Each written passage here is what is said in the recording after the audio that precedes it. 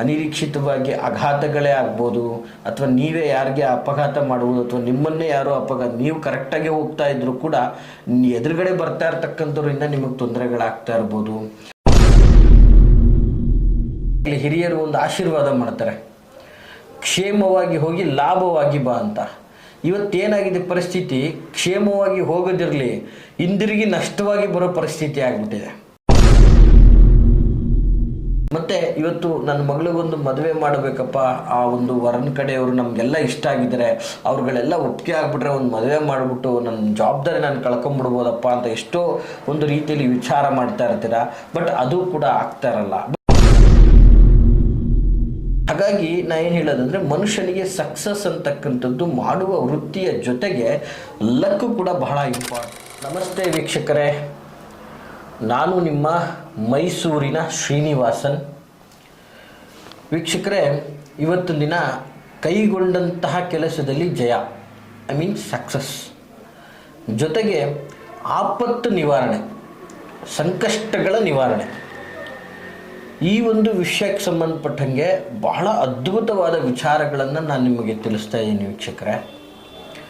ದಯವಿಟ್ಟು ಸ್ಕಿಪ್ ಮಾಡದೆ ಸಂಪೂರ್ಣವಾಗಿ ಈ ವಿಡಿಯೋವನ್ನು ನೋಡಿ ಅಂತ ಹೇಳ್ತೀನಿ. ಯಾಕಂದರೆ it's a very very very important ಮಾಹಿತಿ ಸಾಮಾನ್ಯ ಜನಗಳಿಗೆ.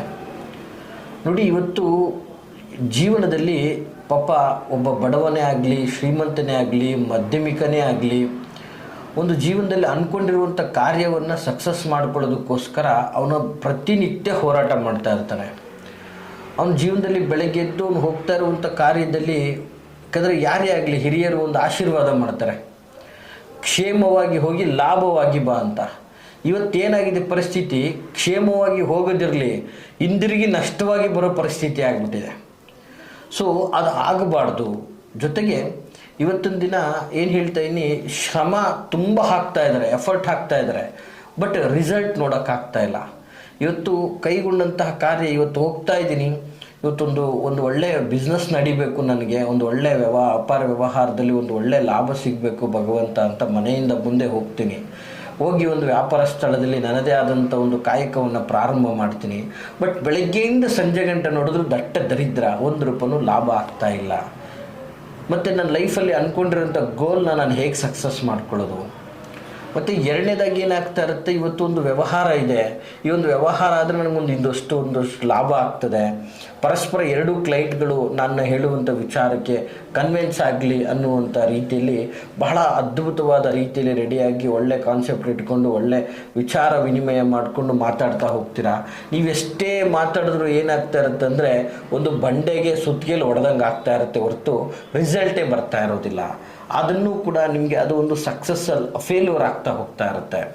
ಜೊತೆಗೆ ವಿಶೇಷವಾಗಿ ಎಲ್ಲೋ ಹೋಗ್ತಾ ಇರ್ತೀರ, ಅನಿರೀಕ್ಷಿತವಾಗಿ ಏನೋ ಒಂದು ವಿಚಾರದಲ್ಲಿ ಕೆಲವೊಂದಷ್ಟು ಆಪತ್ತುಗಳು, ವಿಘ್ನಗಳು ಎದುರಾಗ್ಬಿಡ್ತದೆ. ಅಂದರೆ ಅನಿರೀಕ್ಷಿತವಾಗಿ ಆಘಾತಗಳೇ ಆಗ್ಬೋದು, ಅಥವಾ ನೀವೇ ಯಾರಿಗೆ ಅಪಘಾತ ಮಾಡುವುದು, ಅಥವಾ ನಿಮ್ಮನ್ನೇ ಯಾರೋ ನೀವು ಕರೆಕ್ಟಾಗಿ ಹೋಗ್ತಾ ಇದ್ರು ಕೂಡ ಎದುರುಗಡೆ ಬರ್ತಾ ಇರ್ತಕ್ಕಂಥವ್ರಿಂದ ನಿಮಗೆ ತೊಂದರೆಗಳಾಗ್ತಾ ಇರ್ಬೋದು, ಅಥವಾ ನೀವು ಯಾವುದೇ ಒಂದು ವ್ಯವಸ್ಥಿತವಾದ ರೀತಿಯಲ್ಲಿ ಏನೋ ತೊಂದರೆ ಆಗ್ತಾ ಇದೆ ಅಂತ ರಕ್ಷಣೆ ಮಾಡೋಕ್ಕೆ ಹೋಗ್ಬೋದು, ಅದು ನಿಮಗೆ ರಿವರ್ಸ್ ಆಗುವಂಥದ್ದು ಆಗ್ಬೋದು.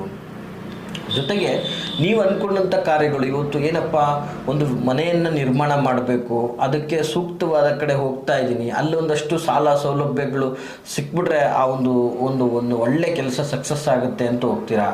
ಬಟ್ ನೀವು ಹೋಗ್ತಾ ಇರುವಂಥ ವ್ಯವಸ್ಥೆಯಲ್ಲಿ ಅಲ್ಲಿ ನಿಮಗೆ ಬರೀ ನೆಗೆಟಿವ್ ಆಗಿಯೇ ಕಾಣ್ತಾ ಇರುತ್ತೆ. ನಿಮ್ಮ ಪೂರಕವಾಗಿ ಯಾವುದು ಸೆಟ್ ಆಗ್ತಾ ಇರಲ್ಲ, ಅಲ್ಲಿ ನಿಮಗೆ ನಷ್ಟ ಆಗ್ತಾ ಇರುತ್ತೆ.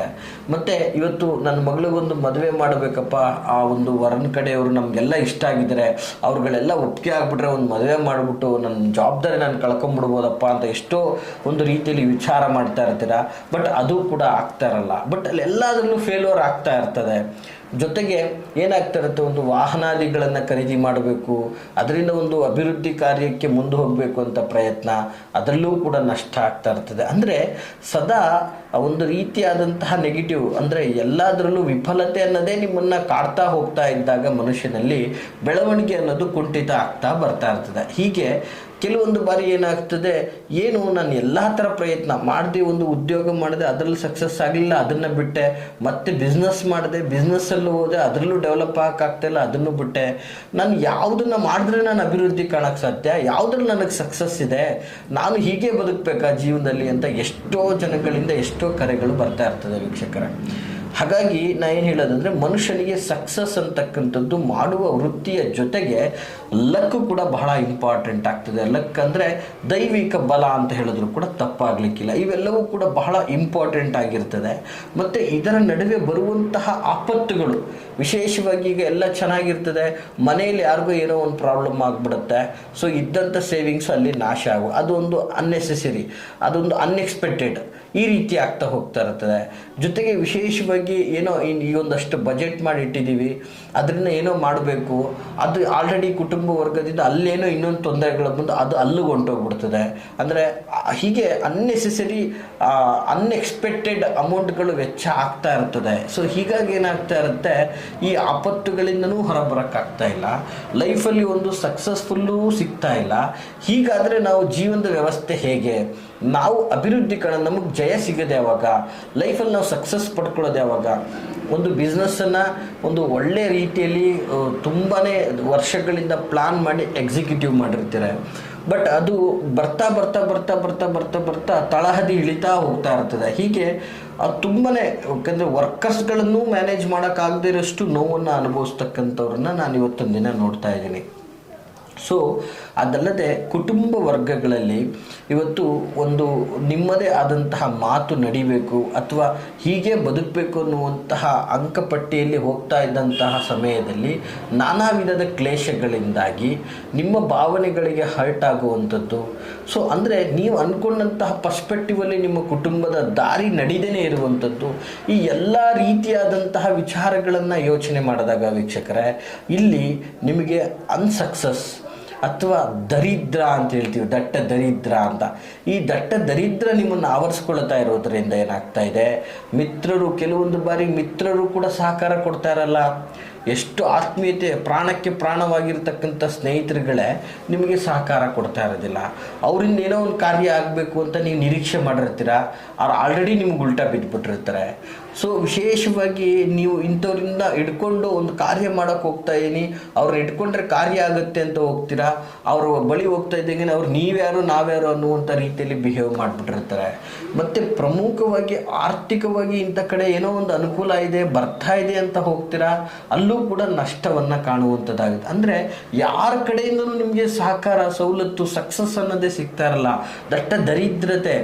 ಸೊ ಈ ಒಂದು ವ್ಯವಸ್ಥೆಗೆ ಬಂದಂತಹ ಒಂದು ವಿಚಾರಕ್ಕೆ, ಈ ಒಂದು ನೀವು ಹೋಗುವಂಥ ಕಾರ್ಯದಲ್ಲಿ ಉದ್ಯೋಗ, ವ್ಯವಹಾರ, ಆಸ್ತಿ, ಅಂತಸ್ತು, ಮನೆ, ವಿವಾಹ, ಈ ಎಲ್ಲದರಲ್ಲೂ ಒಂದು ಜಯ ನಿಮಗೆ ಸಿಗಬೇಕು, ಇದರಲ್ಲಿ ನಿಮಗೆ ಪ್ರಗತಿ ಸಾಧಿಸಬೇಕು, ಮತ್ತು ಇದರಲ್ಲಿ ಬರುವಂಥ ಆಪತ್ತುಗಳು, ವಿಘ್ನಗಳೆಲ್ಲ ನಾಶ ಆಗಬೇಕು ಅನ್ನುವಂಥದ್ದಾದರೆ ವೀಕ್ಷಕರೇ, ಈ ಒಂದು ತಂತ್ರವನ್ನು ಮಾಡಿ, ಬಹಳ ಸರಳವಾದಂತಹ ಅದ್ಭುತವಾದ ತಂತ್ರ ಆಗಿರುತ್ತದೆ.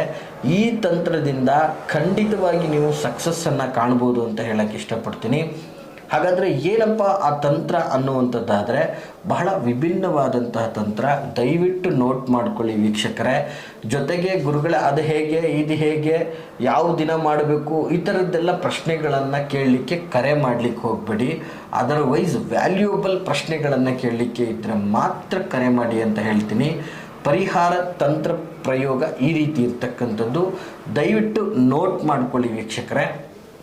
ಮೊದಲನೇದಾಗಿ ಏನು ಮಾಡಬೇಕಪ್ಪ ಅಂತಂದರೆ, ಶನಿವಾರದ ದಿನ ಮಾರುತಿ ಸ್ತೋತ್ರ, ಯಾವುದಾದ್ರೂ ಮಾರುತಿ ಸ್ತೋತ್ರವನ್ನು ನೀವು ಮಾಡ್ತಾ ನಿಮ್ಮ ನಿತ್ಯ ಕರ್ಮಗಳನ್ನು ತೀರಿಸ್ಕೊಂಡ ನಂತರ ಮನೆಯಿಂದ ಹೊರ ಬರಬೇಕಾದ್ರೆ, ವಿಶೇಷವಾಗಿ ಜ್ಞಾಪಕ ಇಟ್ಕೊಳ್ಳಿ, ನೀವು ನಿಮ್ಮ ಮನೆಯಲ್ಲಿ ನಿತ್ಯ ಕರ್ಮಗಳನ್ನು ಮುಗಿಸ್ಕೊಂಡು ವಿಶೇಷವಾಗಿ ಶನಿವಾರದ ದಿನ ಆಂಜನೇಯ ಸ್ವಾಮಿಯನ್ನು, ಮಾರುತಿಯ ಸ್ತೋತ್ರವನ್ನು ಯಾವುದಾದ್ರೂ ಹೇಳಿಕೊಂಡು ಒಂದು ವಿಶೇಷವಾಗಿ ಚೆನ್ನಾಗಿ ಬಲ್ತಿರ್ತಕ್ಕಂತಹ ಒಂದು ನಿಂಬೆ ಹಣ್ಣನ್ನು ತೆಗೆದುಕೊಳ್ಳಿ.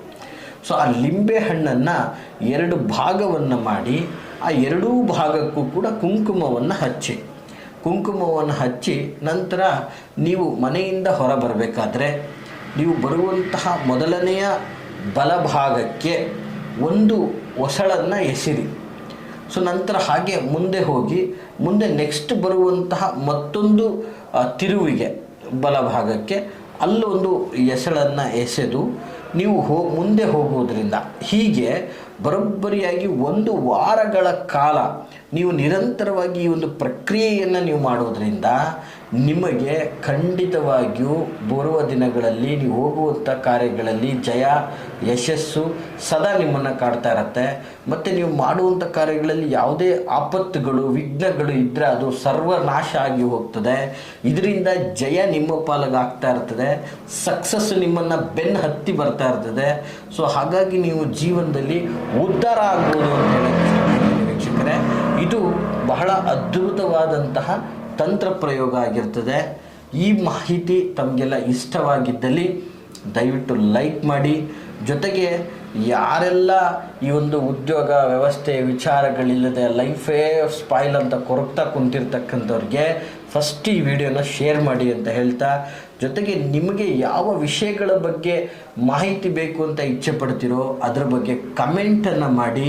ಮುಂದಿನ ದಿನಗಳಲ್ಲಿ ಖಂಡಿತವಾಗಿ ಮಾಡ್ತೀನಿ ಅಂತ ಹೇಳಕ್ಕೆ ಇಷ್ಟಪಡ್ತೀನಿ ವೀಕ್ಷಕರೇ. ಹಾಗೆ ನಿಮ್ಮ ಯಾವುದೇ ಥರದ ವೈಯಕ್ತಿಕ ವಿಚಾರಗಳನ್ನು ಮುಕ್ತವಾಗಿ ಸಮಾಲೋಚನೆ ಮಾಡಬೇಕು ಅಂದರೆ ವಿಡಿಯೋದಲ್ಲಿ ಕಾಣ್ತಾ ಇರತಕ್ಕಂತಹ ಸಂಖ್ಯೆಗೆ ಕರೆ ಮಾಡಿ ಮಾತನಾಡ್ಬೋದು ಅಂತ ಹೇಳ್ತಾ, ನಾವಿರುವಂತಹ ವಿಳಾಸ ಮೈಸೂರು ವಿಜಯನಗರ 2ನೇ ಹಂತ KD ಸರ್ಕಲಲ್ಲಿ ನಮ್ಮ ಕಚೇರಿ ಬರ್ತದೆ. ನೇರವಾಗಿ ಬರುವಂತಹ ಒಂದು ಭಕ್ತರು ದಯವಿಟ್ಟು ಕರೆ ಮಾಡಿ ನಾವು ಇರುವುದು ಅಥವಾ ಇಲ್ಲದಿರುವುದನ್ನು ಖಚಿತಪಡಿಸ್ಕೊಂಡು ಬನ್ನಿ ಅಂತ ಹೇಳಲಿಕ್ಕೆ ಇಷ್ಟಪಡ್ತೀನಿ. ನಮಸ್ಕಾರ.